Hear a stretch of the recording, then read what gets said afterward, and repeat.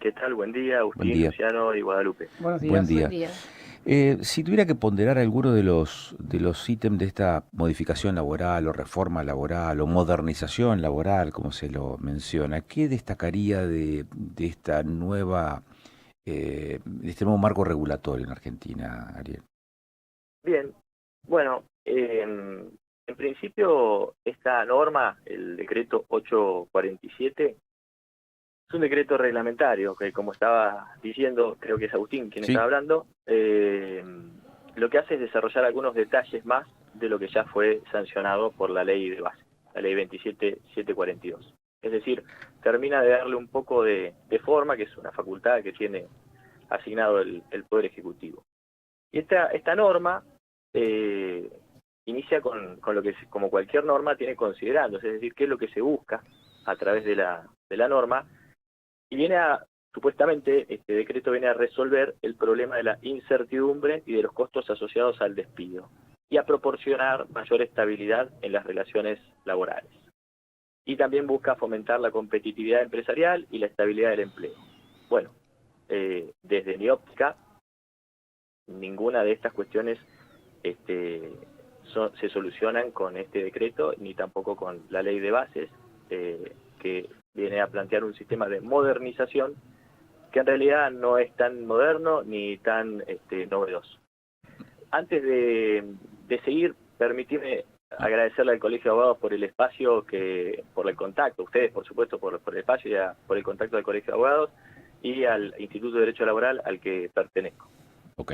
Eh, Ahora, ¿por qué esta modernización o esta reforma no contribuye a estos considerandos a que hacías referencia recién, Ariel?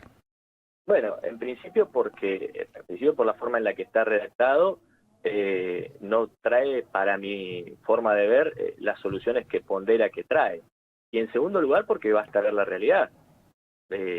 O sea, nosotros tenemos una situación donde, como ustedes mismos mencionaban, muchas de las relaciones están en la clandestinidad, es decir, no están registradas. Bueno, pero La norma, eso con la ley anterior. claro, pero este Eso tema es producto de la ley profundiza. anterior. No, es ¿Por qué no? producto de la O situación la situación. anterior. De la situación anterior sí, digamos, y de la conducta de trabajadores, de empresarios, de sindicatos, de gobierno, en falta de control. Bueno, a ver, la manera en que pretende afrontar el inconveniente de la clandestinidad es no sancionando a nadie que tenga trabajadores clandestinos. El discurso, como mínimo, luce esquizofrénico. O sea, si para hacer que la gente registre los trabajos, lo que se hace es no sancionar al que no tiene registrado, en realidad lo que va a pasar es que se va a obtener el resultado contrario al pretendido. Pero esto no es, digamos, una conclusión a la que se puede llegar siendo ningún tipo de erudito en el derecho. Es de toda lógica. Claro, Si yo uno pregunto desde el conocimiento también, Ariel. Sí, Es sí, decir, no, pero la, perdón, no quiero sonar ni claro, soberbio, ni lo que quiero decir es que si a vos, digamos, no te sancionan por cometer una falta, y eso te dicen, eso va a ayudar a que vos no cometas la falta. Bueno, es una mirada bastante libertaria, lógica, en un no, gobierno, digamos. eso lo entiendo, eso lo entiendo. Es como las cámaras de fotomulta, digamos. Ahora no se pisa la senda peatonal, no se cruza el Porque semáforo te en rojo sancionan. porque has expuesto y eso implica una sanción. Ahora, el trabajo no reglamentado, perdón, no registrado, ha alcanzado niveles del 50% con sanciones. Y los que se sabe. Sí, sí, sí, sí, Y es aún cierto. así tenés la mitad, digamos, de la población que trabaja en esa condición de informalidad. Bueno, ese es el fundamento que lleva a este tipo de reglamentación, es decir, ¿desde dónde partimos? Entonces proponemos algo que va a ser mejor. El razonamiento es lógico, el problema es que la solución propuesta no va a llevar a eso. No llevó a eso en ningún lugar del mundo, no llevó a eso en nuestros antecedentes, porque esto, insisto, no es nada novedoso. Esto ya ha ocurrido en nuestro país en anteriores situaciones. El problema es que se hizo todo junto. Pero, a ver, yo estoy dispuesto, por supuesto, porque ustedes me llamaron para hablar de este decreto, Sí, estoy claro. dispuesto a hablar sobre las cuestiones jurídicas del decreto. Bien. Pero la realidad es que las soluciones jurídicas que propone este decreto no tienen ningún tipo de, digamos, no se corroboran con los datos de la realidad. Claro. Esta es la situación. Pero te cuento, si querés, digamos, cuáles son. Tiene dos anexos el decreto. Primero deroga dos normas reglamentarias de otras leyes, de la ley de empleo, que hablaba de cómo se registraban las relaciones laborales, y después de cómo se hacía para sancionar a quien retenía aportes o no entregaba las certificaciones de trabajo a los trabajadores. Estas dos normas implicaban tener cierto marco de control sobre los responsables, digamos, de dar un certificado de trabajo, una certificación de servicios y remuneraciones, y de no retener aportes o contribuciones con destino a la seguridad social. Eso se deroga, y entonces ya no hay ese control. Por ende, cuando no hay control, en general lo que hacemos los argentinos es no cumplir. Es como vos dijiste con el tema de la senda peatonal. ¿Cuánta gente cumplía con no pararse en el semáforo arriba de la senda peatonal o no pasar en rojo? Y si no te sancionan, en general, nadie cumple, y teníamos un tránsito desastroso. Ahora tenemos un tránsito mejor, posiblemente es porque las multas son más severas. Bueno, acá la idea es liberar de todo tipo de sanciones. Te cuento, el primer anexo, voy a tratar de hacerlo lo más rápido y simple posible, es el de blanqueo de las relaciones. Aquí es donde uno dice, bueno, tiene razón, están blanqueando todos los vínculos que hasta la entrada en vigencia de la ley de bases, el 9 de julio de este año, estaban clandestinos, parcial o totalmente, es decir, trabajo en negro, sin registración o por un salario más bajo que el verdadero o con una fecha de ingreso posterior a la verdadera. Lo que se hace es, bueno, se puede aplicar este blanqueo a todo tipo de deudas, aportes, contribuciones, cuotas de obras sociales, de RT. Se extingue toda acción penal, se condona las infracciones, multas y sanciones, se lo baja del registro de empleadores con sanciones laborales y se condona capital e intereses cercanos al 90, o sea, hasta el 90% para las pymes y empresas pequeñas y entidades sin fines de lucro, 80 para medianas empresas, que para que más o menos tengan una idea, son empresas que tienen de 20 a 29 mil millones de facturación anual, y más o menos para un comercio, que es, supongo que los que están escuchando serán comerciantes o personas más o menos de a pie, tiene que tener 125 más de 125 empleados, que es para la pequeña mediana empresa, y para los demás empleadores se le hace una quita del 80%, o sea, las grandes empresas. Ariel, ¿cómo estás? Sí. Guadalupe te saluda. Guadalupe, ¿qué tal? Con respecto a este tema, algo que se vino hablando muchísimo es con lo que tiene que ver con la indemnización, ¿no? Y Sí. decían que se iba a sacar, que iba a estar en cierto periodo.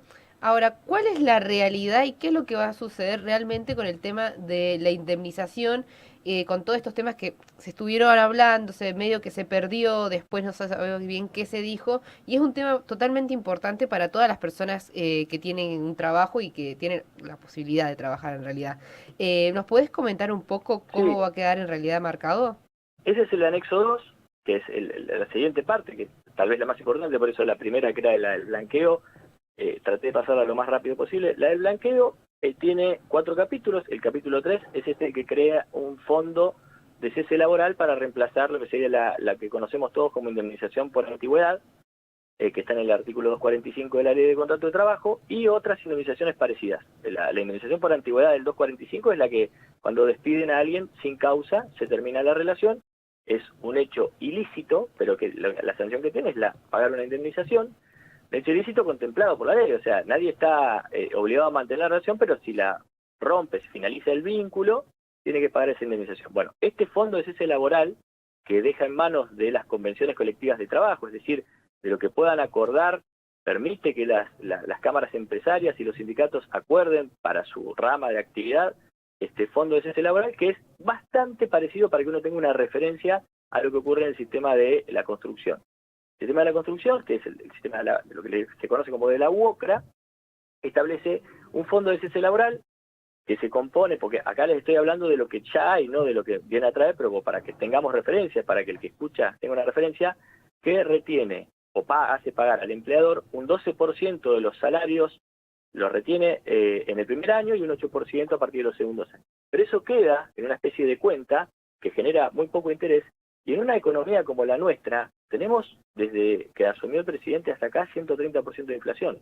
Si ustedes hubieran puesto en una cajita el 12% de sus haberes o de no sé, ustedes por ahí facturan, pero de sus ingresos, lo van a buscar hoy y es un valor absolutamente devaluado. O sea, lo que juntábamos hace un año, digamos, con nuestro salario, hoy implica mucho menos. No, es un sistema que no se adapta a un sistema a una situación inflacionaria. Claro. Sí, perdón, Por ende, lo que hace es perdón, hacer que se Ariel, diluya la indemnización. Ariel, y en el caso de la UOCRA, entonces tampoco está funcionando.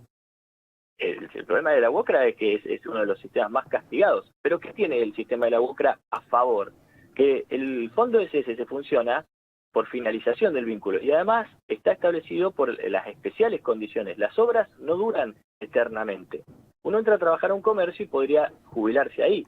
Las obras son por tiempo limitado, entonces se contrata personal, se lo hace trabajar en una obra y finaliza. Si el trabajador quiere irse antes, también cobra SS. Eso es lo que todo el mundo ve como bueno, que no es solo por despido, puede ser por renuncia. Pero bueno, el problema es que siempre queda muy desfasado, Claro. comparado con la indemnización del artículo 245 de cualquier trabajador privado de la misma que están en una misma situación. Lo que cobra por fondo de cese laboral un trabajador de la UOCRA es mínimo, sobre todo en épocas inflacionarias. Ariel, y escuchándote, obviamente la respuesta que le dabas a mis compañeros, ¿qué futuro avisorás justamente para esta reforma que ya está implementada? ¿Cuál es el futuro próximo que le ves?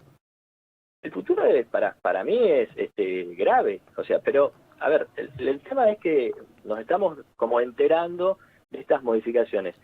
Acá hay un plan de acción, digamos, vinculado a liberar a cierto sector, el sector empresario, de obligaciones. Hoy por hoy tenemos un 53% de la gente en una situación de pobreza. De la semana pasada la información, casi un 19% en la indigencia. Esto viene a corroborar un sistema que establece esos números. O sea, que lo que viene a hacer es a consolidar, es una norma que viene a consolidar una situación social precaria. Yo puedo tener expectativas, bueno, he hablado en esta semana pasada, por cuestiones laborales, de casos, con algún colega que me decía, yo pienso que la cosa va a estar mejor. Después, el resto de cualquier colega, cualquiera se da cuenta que es difícil, digamos, los hechos demuestran que no hay o sea, en una economía de recesión no hay creación de empleo. Lo que hay es esta norma viene a consolidar, pero aparte es una reglamentación de la ley de base, que ya está hace 2 meses, viene a consolidar una situación de precariedad. O sea, la verdad que es una norma a favor, pero digo, porque por ahí uno piensa, yo soy empleador, digamos, yo tengo empleados, en mi estructura yo soy abogado y tengo empleados, y es complejo pagar aportes, pagar los salarios, hay momentos donde se pone complicado, estamos transitando un paro judicial, y a mí mismo se me complica. Yo lo entiendo la situación de los empleadores, pero esta norma no es para nosotros, esta norma no es para el comerciante que está escuchando, esta norma favorece a otros intereses más concentrados. O sea, hay que hacer un poco de lectura de la realidad. O sea, no nos habla a nosotros, esta norma no nos convoca a tener una situación más simple, convoca a intereses más concentrados, lamentablemente. O sea, estaría bueno que las normas favorezcan a la generalidad, ¿no? Digamos, que no se premie a la casta, pero estas normas premian a la casta económica. Esta es la realidad, y esto por eso yo digo que hay cierta esquizofrenia en el discurso, incluso en el discurso jurídico de la norma, porque o sea, no hay, estas normas tienen, digamos, para mí, la sanción posible de inconstitucionalidad, porque violentan todos los derechos que se habían adquirido y están en contra del principio de progresividad y de no reversibilidad de derechos que está establecido en nuestra norma constitucional a través del artículo 26 del Pacto de San José de Costa Rica y el 2.6 del PIDES. Pero la realidad es que yo no estoy tan seguro que vaya a haber estas sanciones inmediatamente declarando la inconstitucionalidad de estas normas. Lo que va a haber es una situación que se va a ir consolidando y que va a durar lo que yo entiendo que el pueblo resista. Mientras el pueblo no se manifieste, quienes ejercen el poder no van a tener muchos cambios. Manifiesten en este sentido, digo, en el sentido no de marchas o de paros o de lo que sea, que más tarde o más temprano va a terminar pasando algo así como lo que pasó en 2001, porque la situación social está casi igual en cuanto a números, y va a terminar pasando algo así. Pero mientras eso no suceda, algo ha cambiado en el humor social por las últimas estadísticas, bueno, van a seguir habiendo este tipo de normas. Más adelante veremos lo que quedó, y lo que quedó va a ser una situación bastante poco agradable para la mayor parte de la gente. Insisto, el 53% de la gente está en situación de pobreza y 20% o 19% no puede pagar la canasta básica alimentaria. Ariel, muchas gracias por estos minutos.